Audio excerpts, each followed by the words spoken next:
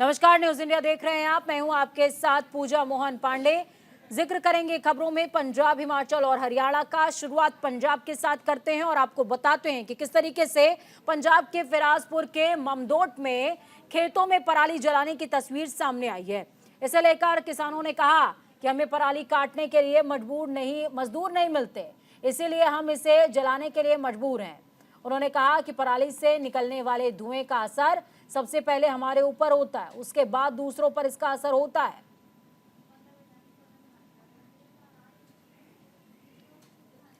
दिवाली के त्योहार से पहले फूड सप्लाई डिपार्टमेंट के अधिकारियों ने कार्रवाई तेज कर दी है।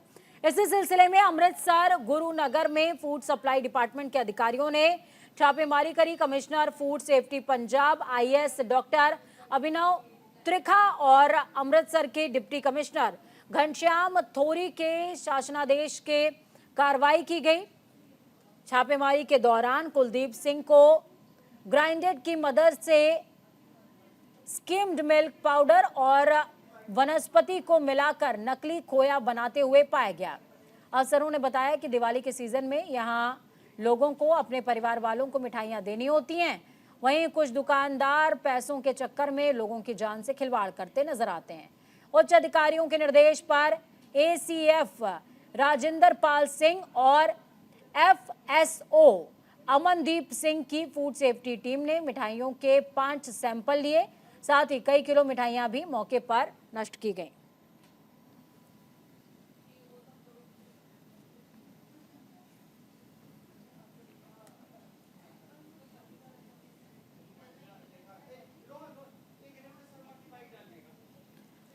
देखिए, त्योहारों के सीजन में मिठाई की खपत भी बढ़ जाती है, डिमांड भी बढ़ जाती है। इसी वजह से सप्लाई को तेज करने के लिए दुकानदार इस तरीके से नकली खोए और मिलावटी चीजों का इस्तेमाल करते हैं।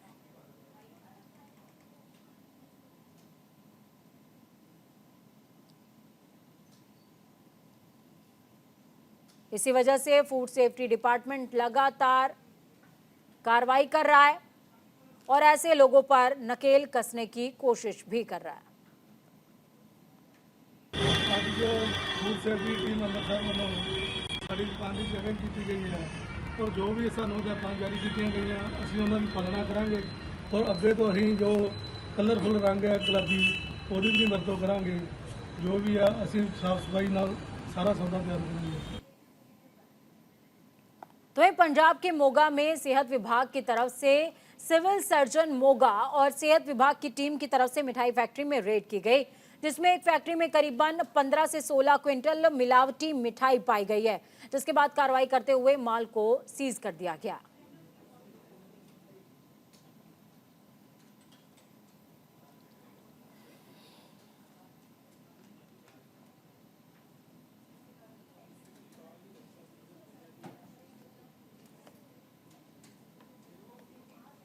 ਮੈਨੂੰ ਪਰਸਨਲ ਤੌਰ ਦੇ ਉੱਤੇ ਇੱਕ ਗੁਪਤ ਸੂਚਨਾ ਮਿਲੀ ਸੀ ਕਿ ਕੁਝ ਸਮਾਨ ਜਿਹੜਾ ਮਿਲਕ ਕੇਕ ਹੈ, ਮਠਾਈ ਦਾ ਸਮਾਨ ਹੈ, ਇਹ ਜੋਧਪੁਰ ਅਬੋਹਰ ਤੋਂ ਇਸ ਥਾਂ ਦੇ ਉੱਤੇ ਪਹੁੰਚਿਆ।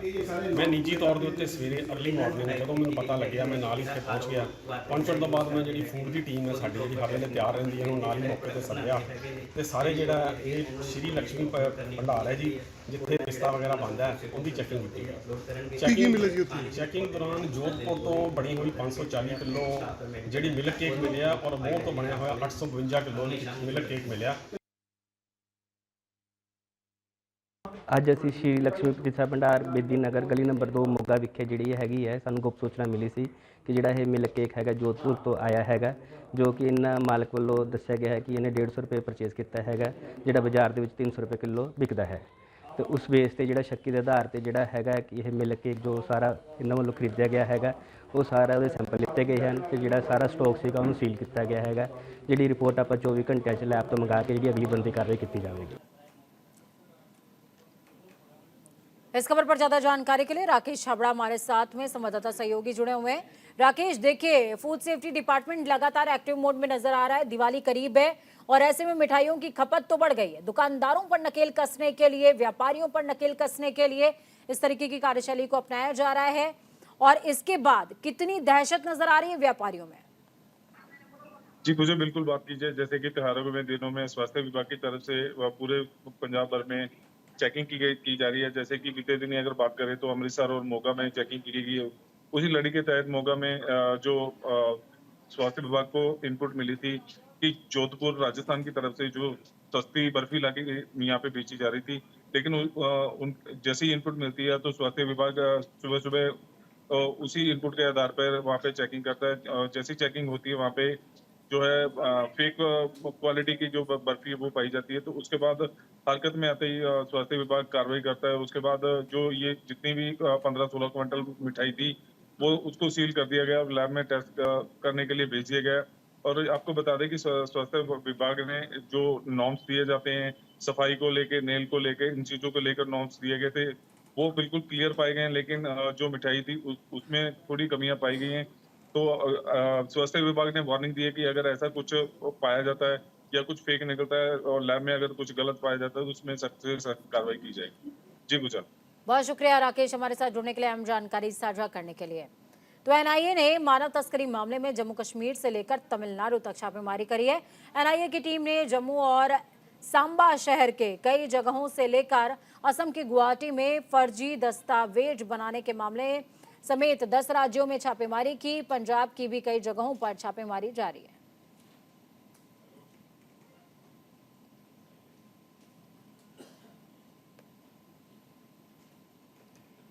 तो एनआईए की टीम ने पंजाब के 10 ठिकानों पर छापेमार कार्रवाई करी है। कश्मीर से लेकर हरियाणा तक कार्रवाई को अमल में लाया गया है।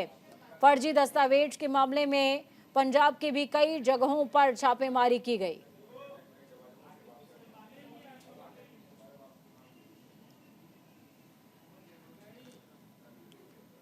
शिरोमणि गुरुद्वारा प्रबंधक कमेटी के प्रधान का चयन हो गया है। एडवोकेट हरजिंदर धामी तीसरी बार एसजीपीसी के प्रधान बन गए हैं, तो वहीं बलविंदर सिंह को हार का सामना करना पड़ा। कुल 151 मतदाताओं में से 138 मतदाताओं ने वोट के अधिकार का इस्तेमाल किया। हरजिंदर धामी ने कहा कि हर साल नवंबर में शिरोमणि कमेटी के पदाधिकारियों का चुनाव होता है और इसमें अकेले शिरोमणि अकाली दल के अध्यक्ष सुखबीर बादल शामिल होते हैं। सदस्यों से चर्चा करने के बाद ये निर्णय लेते हुए मैं इस सेवा को तीसरी बार पूरी निष्ठा से निभाऊंगा और तीसरी बार भी सेवा जरूर करूंगा।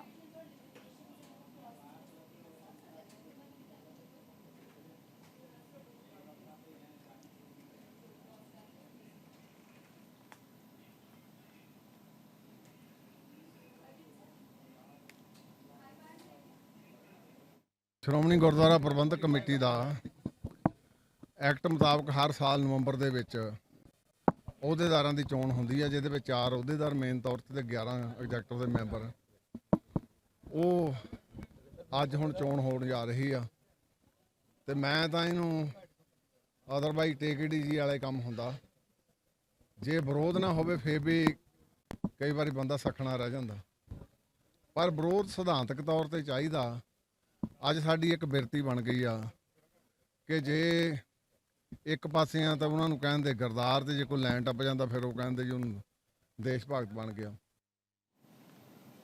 पंजाब यूनिवर्सिटी के पटियाला परिसर में एक बार फिर छात्रा जशदीप कौर की मौत का मामला गर्मा गया है, जिसके बाद यूनिवर्सिटी के गेट बंद कर दिए गए थे।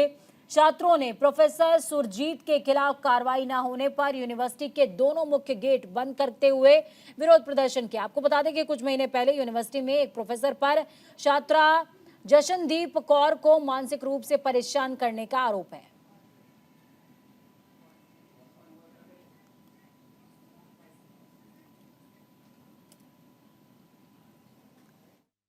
अरसा करीब 2 महीने पहला ਜਸ਼ਨਦੀਪ ਕੌਰ ਨਾਂ ਦੀ ਲੜਕੀ ਦੀ ਇੱਕ ਡੈਥ ਹੋਈ ਸੀ।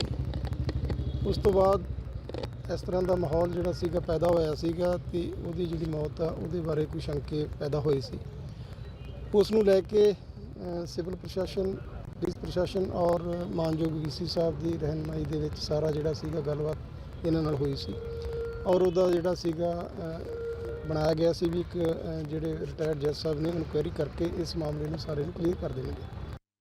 ਇਹ ਜੀ ਜਸ਼ਨਦੀਪ ਕੌਰ ਇਨਸਾਫ ਮੋਰਚਾ ਵੱਲੋਂ ਜਿਹੜਾ ਆ ਪਿਛਲੇ ਕਾਫੀ 2 ਮਹੀਨਿਆਂ ਤੋਂ ਜਿਹੜੀ ਆ ਜਸ਼ਨਦੀਪ ਕੌਰ ਦੀ ਮੌਤ ਦਾ ਇਨਸਾਫ ਲੈਣ ਲਈ ਅਤੇ ਜੋ ਵਿਦਿਆਰਥੀਆਂ ਨੇ ਆਪਣੇ ਬਿਆਨ ਦਿੱਤੇ ਸੀ ਵਿਦਿਆਰਥਣਾਂ ਤੇ ਵਿਦਿਆਰਥੀਆਂ ਨੇ ਉਹਦੇ ਆਧਾਰ ਤੇ ਜਿਹੜੀ ਰਿਪੋਰਟ ਤਿਆਰ ਹੋਈ ਹੈ। ਰਿਪੋਰਟ ਤਿਆਰ ਹੋਣ ਤੋਂ ਬਾਅਦ ਉਹਦੇ ਕਾਰਵਾਈ ਦੀ ਮੰਗ ਨੂੰ ਲੈ ਕੇ ਅਸੀਂ ਜਿਹੜੇ ਅੱਜ ਪ੍ਰੋਟੈਸਟ ਕਰ ਰਹੇ ਆ ਤੇ ਪਿਛਲੇ 3 ਦਿਨਾਂ ਤੋਂ ਲਗਾਤਾਰ ਜਿਹੜੀ ਆ 4 ਮੁਲਾਕਾਤਾਂ ਸਾਡੀਆਂ ਵੀਸੀ ਸਾਹਿਬ ਨਾਲ ਹੋਈਆਂ। ਕੱਲ੍ਹ ਵੀ ਸਾਡੀ ਵੀਸੀ ਸਾਹਿਬ ਨਾਲ ਮੁਲਾਕਾਤ ਹੋਈ। ਤਕਰੀਬਨ ਅਸੀਂ ਸਾਰੇ ਵਿਦਿਆਰਥਣਾਂ ਨੇ ਤੇ ਵਿਦਿਆਰਥੀਆਂ ਨੇ ਰਲ ਕੇ ਤਕਰੀਬਨ ਵੀਸੀ ਸਾਹਿਬ ਦੇ ਕਹੇ ਤੇ 2 ਘੰਟੇ ਉਹਨਾਂ ਦੀ ਵੇਟ ਕੀਤੀ ਹੈ ਤੇ ਅਸੀਂ ਇਹ ਮੰਗ ਪੱਤਰ ਲੈ ਗਏ ਸੀ ਕਿ ਜਿਹੜਾ ਜੋ ਦੋਸ਼ੀ ਹੈ ਜਿਹਦੇ ਤੇ ਸਿੱਧ ਹੋ ਚੁੱਕਾ ਹੈ ਦੋਸ਼ ਉਹਦੇ ਤੇ कार्रवाई की जाए बनती। इस खबर पर ज्यादा जानकारी के लिए भारत भूषण हमारे साथ में संवाददाता सहयोगी जुड़े हुए हैं। भारत, देखिए एक बार फिर से छात्रों ने प्रदर्शन शुरू कर दिया है यूनिवर्सिटी में। एक बार फिर से छात्रा को अपमानित करने का मामला गर्माता जा रहा है। आपका फ्रेम शायद म्यूट है भारत, प्लीज उसको अनम्यूट कीजिए। जी हेलो जी, आ रही है आपकी आवाज, आप बात पूरी कीजिए। जी जी जी पूजा, जैसे कि पिछले दिनों के जैसे कि जशनदीप का जो एक मौत हो गई थी उसका जो केस था वो, क्योंकि आज सुबह एक प्रोटेस्ट भी किया गया विद्यार्थियों की तरफ से जशनप्रीत कौर को इंसाफ दिलाने के लिए। अभी न्यूज इंडिया पे आपको एक ब्रेकिंग देना चाह रहे हैं कि अभी जो पंजाबी यूनिवर्सिटी के तरफ से कार्रवाई करते हुए जो प्रोफेसर के खिलाफ एक चार्जशीट हुई थी, प्रोफेसर के जवाब आने के बाद है जो उसको सेवा मुक्त कर दिया गया है, मतलब सस्पेंड कर दिया गया प्रोफेसर सुजीत को।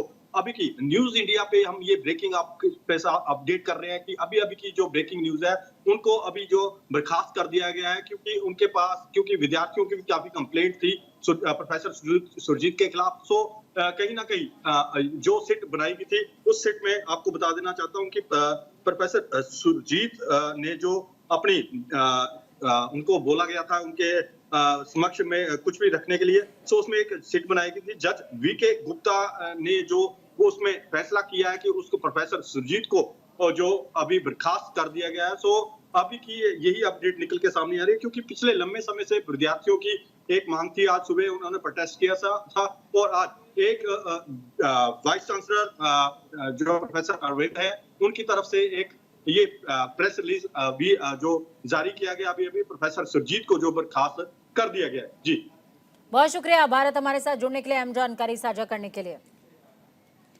तो वहीं दूसरी तरफ हरियाणा के मुख्यमंत्री मनोहर लाल ने पंचकुला जिले के पिंजौर में एक हॉट एयर बलून सफारी परियोजना का उद्घाटन किया। इस दौरान विधानसभा अध्यक्ष ज्ञान चंद गुप्ता और पर्यटन मंत्री कंवरपाल भी मौजूद रहे। सीएम मनोहर लाल ने कहा कि ये पहल न केवल क्षेत्र को एक नई पहचान देगी बल्कि रोजगार के अवसर पैदा करने में भी मददगार होगी। प्रदेश में लेकिन हमारे हरियाणा में भी टूरिज्म की बहुत सी संभावनाएं हैं, जो कुछ तो हम पहले शुरू कर चुके हैं, कुछ की जो नई संभावनाएं तलाश करके एक ही चीज को आगे बढ़ा रहे हैं। जैसा पिछले दिनों में टिक्कर ताल के ऊपर वाटर स्पोर्ट्स, एडवेंचर स्पोर्ट्स इस नाते से हमने और कार्यक्रम किए थे, आप लोगों को उसको जानकारी आप आए थे।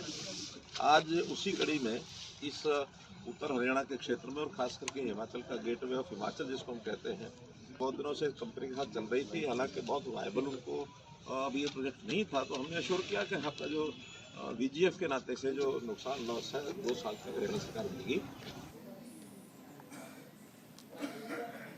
इस खबर पर ज्यादा जानकारी के लिए प्रिंस हमारे साथ में जुड़े हुए हैं। प्रिंस, हॉट एयर बलून की शुरुआत कर दी है मुख्यमंत्री ने, और इस पर्यटन को लेकर के क्षेत्रीय लोग कितने उत्साहित हैं? बिल्कुल पूजा, आपको मैं बताना चाहूंगा कि इसमें कोई दोहराई नहीं है कि जो पर्यटन है जो आज हरियाणा में शुरू हुआ है, ये केवल उन हरियाणा के राज्य के लोगों के लिए अवसर नहीं है बल्कि रोजगार का बहुत बड़ा अवसर है। और ये जो योजना है काफी समय से लंबित थी, जिसको हरियाणा सरकार योजना लागू करना चाहती थी, आज जो लागू हुई है पिंजौर में, क्योंकि इसको लेकर बातचीत हो रही थी और कंपनी के साथ जब बात हुई तो कंपनी ने इसे यस नहीं बोला, क्योंकि इसमें काफी जगह था। तो इसीलिए आज हरियाणा के जो मुख्यमंत्री मनोहर लाल खट्टर द्वारा और साथ में विधानसभा क्षेत्र ज्ञानचंद गुप्ता और पर्यटन मंत्री कंवरपाल के साथ मौजूद आज इसकी शुरुआत की है। और इसकी शुरुआत के सहित खुद मुख्यमंत्री मनोहर लाल जी ने इसकी सफारी की, इसकी उड़ान भरी। और उड़ान के जरिए आपको एक अहम बात बता दें, अगर कोई भी हरियाणा राज्य का या कोई अन्य राज्य का व्यक्ति चाहता है इस पर सवारी करना, उसकी जो टिकट है उसका मूल्य है 13,000 के करीब इसकी टिकट का मूल्य बताया गया है। क्योंकि ये काफी महंगा होता है। महंगा इसके लिए होता है क्योंकि ये बहुत बड़ी योजना है, क्योंकि हर क्षेत्र में पहले देखा जाता है वहां का माहौल कैसा है, वहां पे लोग आएंगे नहीं आएंगे, क्योंकि ऑलरेडी हिमाचल में तो लोग कर रहे हैं, लेकिन हरियाणा में पर्यटन को बढ़ाने के लिए ऑलरेडी जो था इसी को लेकर मुख्यमंत्री ने इसकी शुरुआत की और काफी जगह आज लोगों में इसकी बहुत खुशखबरी है, कहते हैं लोगों में बहुत खुशी है इसको लेकर, क्योंकि हरियाणा में ऑलरेडी। चलिए, बहुत शुक्रिया प्रिंस हमारे साथ जुड़ने के लिए, हम जानकारी साझा करने के लिए। सीएम मनोहर लाल ने लोगों को पर्यटन के लिए एक और अहम सौगात दी है। सीएम ने हथनीकुंड बैराज पर वाटर स्पोर्ट्स और अटल थीम पार्क का उद्घाटन किया। इस दौरान सीएम के साथ पर्यटन मंत्री कंवरपाल गुर्जर भी मौजूद रहे। मुख्यमंत्री मनोहर लाल और पर्यटन मंत्री कंवरपाल गुर्जर ने जेट स्कूटर बोट की सवारी भी की।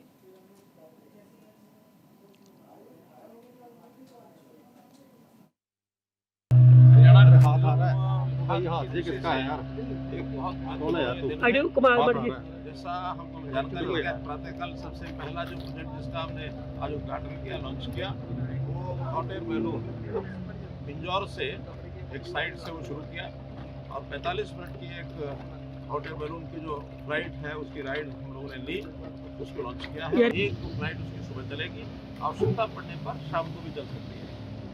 अच्छा, वो एक एडवेंचरस एक प्रकार का वो एक प्रोग्राम है और टूरिज्म के लोग उसको बहुत पसंद करते हैं।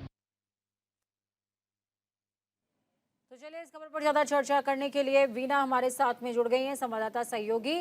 वीना, देखिए, पहले वाटर स्पोर्ट्स का लुत्फ जितने भी लोगों को उठाना होता था, खासकर हरियाणा वासियों को, उन्हें या तो उत्तराखंड जाना पड़ता था या तो वो हिमाचल का रुख करते थे, लेकिन अब ये सुविधा प्रदेश के अंदर ही मौजूद है। जी पूजा, बिल्कुल मैं बताना चाहूंगी कि मुख्यमंत्री मनोहर लाल खट्टर ने हरियाणा के लोगों को पर्यटन का ये जो तोहफा दिया है, बहुत ही प्यारा तोहफा यहाँ के लोगों को दिया है।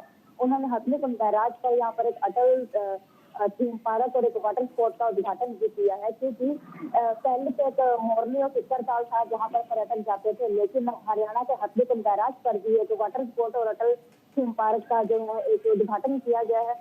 जो वाटर स्पोर्ट जो है लोगों के लिए एक मनोरंजन का साधन जरूर बनेगा। यहाँ पर उद्घाटन के साथ यहाँ पर्यटन मंत्री कंवरपाल गुर्जर भी साथ मौजूद थे, साथ ही यहाँ पर जो मेयर और बीजेपी के कार्यकर्ता भी यहाँ पर मौजूद थे। एक बात और मैं पूजा बताना चाहूंगी कि पहले यहाँ पर जो पर्यटक थे, चाहे हम हरियाणा की बात करें, यमुनानगर की या दूसरे जिलों की बात करें, तो वाटर स्पोर्ट का नजारा लेने के लिए उत्तराखंड, हिमाचल, चंडीगढ़, देहरादून दूर दूर तक जाते थे।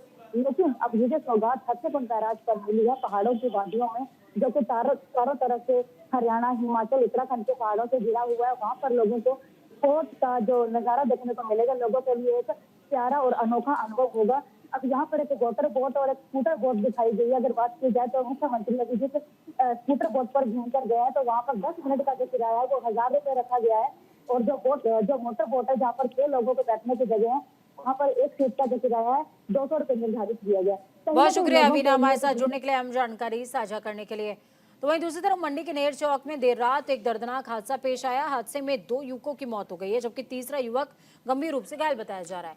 पुलिस ने मामला दर्ज करते हुए तफ्तीश तेज कर दी है। बताया जा रहा है कि नेर चौक बाजार में देर रात एक तेज रफ्तार कार ने सड़क किनारे खड़ी एक मोटरसाइकिल को जोरदार टक्कर मार दी थी। हादसे में तीनों युवक गंभीर रूप से घायल हो गए, जिन्हें स्थानीय लोगों ने उपचार के लिए मेडिकल कॉलेज पहुंचाया।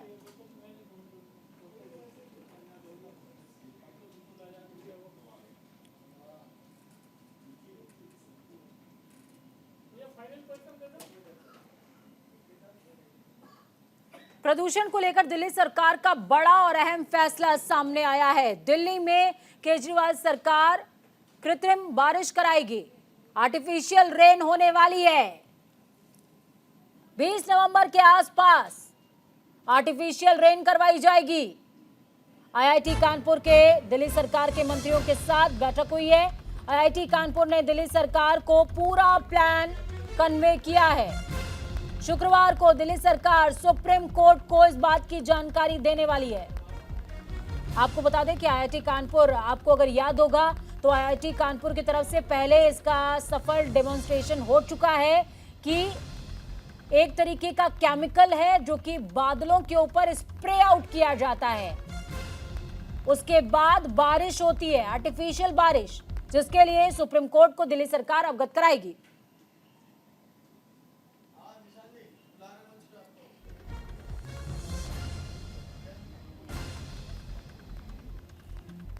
चलिए ग्राउंड जीरो का रुख करते हैं। नमित त्यागी हमारे साथ फोन लाइन पर जुड़े हुए हैं इस खबर पर ज्यादा जानकारी के लिए। नमित, आर्टिफिशियल रेन का कॉन्सेप्ट इंट्रोड्यूस बहुत पहले हो गया था, सफल डेमोन्स्ट्रेशन भी हो चुका है, लेकिन अब प्रैक्टिकल की बारी है। देखिए, बिल्कुल दिल्ली के अंदर जिस तरह से प्रदूषण लगातार बढ़ रहा है, सरकार ने सभी नियम कायदे कानून लगा दिए हैं, लेकिन फिर भी पोल्यूशन में कमी नहीं आ रही है। कल हमने देखा सुप्रीम कोर्ट ने सभी राज्यों को फटकार लगाई और आज दोपहर शाम के वक्त 5 बजे एक बड़ी बैठक आईआईटी कानपुर के साथ दिल्ली सरकार के मंत्रियों की और खासतौर पर दिल्ली के पर्यावरण मंत्री उसमें शामिल थे, जिसके बाद ये फैसला लिया गया कि 20 या 21 तारीख के आसपास दिल्ली के अंदर आईआईटी कानपुर के साथ जो है मिलकर दिल्ली सरकार कृत्रिम वर्षा करा सकती है। हालांकि इससे पहले शुक्रवार को फिर दोबारा से सुप्रीम कोर्ट में सुनवाई है और वहां पर दिल्ली सरकार इस पूरे प्लान की जानकारी देगी और साथ ही साथ जब कृत्रिम वर्षा दिल्ली के अंदर कराई जाए तो उसमें केंद्र सरकार दिल्ली सरकार का सहयोग करे, ये गुजारिश भी सुप्रीम कोर्ट के अंदर दिल्ली सरकार करेगी। जिसको लेकर आज जब शाम पूरी बैठक कानपुर आईआईटी के साथ हुई तो उसमें पूरा जो प्लान था वो कानपुर आईआईटी ने जो है दिल्ली सरकार को दिया है। अब उस प्लान को जो है सुप्रीम कोर्ट के सामने रखा जाएगा और फिर सुप्रीम कोर्ट क्या निर्णय लेगा इस पर फैसला होगा और फिर जो हमारे सूत्र बता रहे हैं 20 या 21 नवंबर को दिल्ली में कृत्रिम वर्षा हो सकती है। बहुत शुक्रिया नमित हमारे साथ जुड़ने के लिए, अहम जानकारी साझा करने के लिए। तो आप ठंडक का इंतजार कर रहे थे, लेकिन दिल्ली सरकार का प्लान अलग है। दिल्ली सरकार बारिश कराने वाली है तो उसके लिए भी तैयार रहिए, छतरी तैयार रखिएगा। वक्त यहाँ पर छोटे से ब्रेक का, ब्रेक के उस पार खबरों का सफर लगातार जारी है। बने रहिए न्यूज़ इंडिया के साथ।